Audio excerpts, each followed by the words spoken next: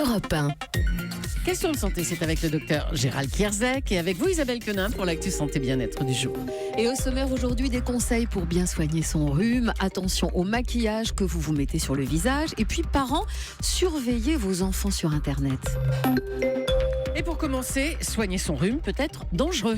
La pharmacologie du CHU de Toulouse alerte sur les risques des médicaments du rhume. Alors, Actifed rhume, Nurofen rhume, Humex rhume ou autres Dolirum, tous sont en vente sans ordonnance, mais pour autant, ils ne sont pas sans danger. Explication, tous contiennent de la pseudoéphédrine qui décongestionne les voies nasales, mais augmente les risques d'infarctus ou d'AVC.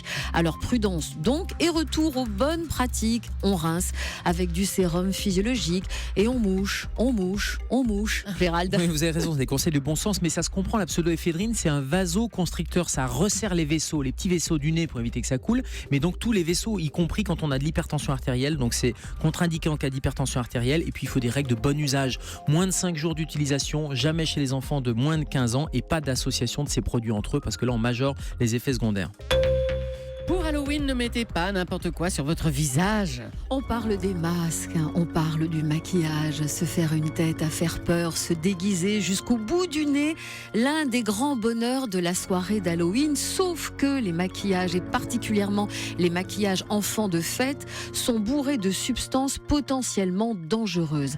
Les explications de Sylvie Metzler, rédactrice en chef de 60 millions de consommateurs, au micro Europe 1 de Guillaume Garnier. Alors, est-ce qu'on peut acheter du maquillage pour Halloween sans aucun souci? La réponse est non. C'est la petite boutique des horreurs, les maquillages pour enfants. Quasiment dans tous les produits, on retrouve du phénoxyéthanol. C'est un conservateur. Il est suspecté d'être trop toxique. Alors, on dit qu'il est toxique pour la reproduction et le développement chez l'animal. Alors, dans ces produits, on retrouve aussi du propyparabène, du BHEA, un antioxydant classé cancérogène possible, et des allergènes assez terrifiants. Alors les masques peuvent être effectivement une bonne alternative à tous ces produits qu'on se met sur la tête, sur la peau des enfants, parce que c'est une peau pas mature, la peau des enfants. Alors il faut faire vraiment très très attention, mais bon, c'est pas non plus exempt de tout problème, parce qu'on en a quand même retrouvé un avec du bisphénol A dedans.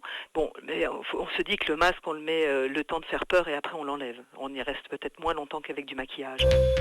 Et c'est un dossier à retrouver dans le numéro du mois de novembre de 60 millions de consommateurs. Et je rappelle que ce soir, Europe 1 vous propose une nuit spéciale Halloween entre 1h et 5h du matin avec les récits les plus effrayants de On de la raconte. Allez, attention à votre prochaine adresse, choisissez-la bien. On connaît la règle de l'immobilier, l'emplacement. C'est une fois de plus vérifié dans cette étude relayée par Le Parisien. Vivre dans une rue trop bruyante serait dangereux. 6% de plus de risque de développer un problème d'hypertension pour les pauvres riverains d'une rue trop fréquentée.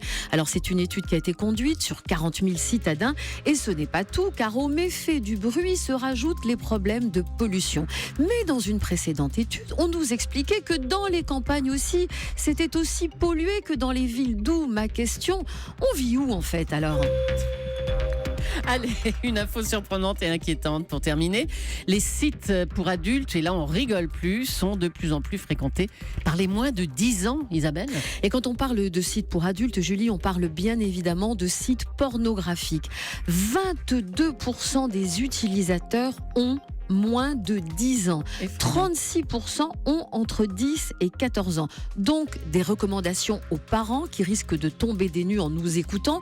Toujours placer l'ordinateur dans un endroit où l'écran est visible. Leur expliquer qu'ils ne doivent pas répondre aux spams dont les contenus sont obscènes. Et vérifier régulièrement l'historique de la navigation. Gérald. Il y a d'autres petits trucs, mais les logiciels de contrôle parental qui permettent quand même de vérifier. On peut vérifier aussi l'historique de la navigation, condition que l'enfant n'ait pas utilisé la fonction, vous savez, navigation privée. Et puis troisième bon conseil, c'est parler, c'est discuter et c'est éduquer les enfants pour leur expliquer les risques de ce type de site.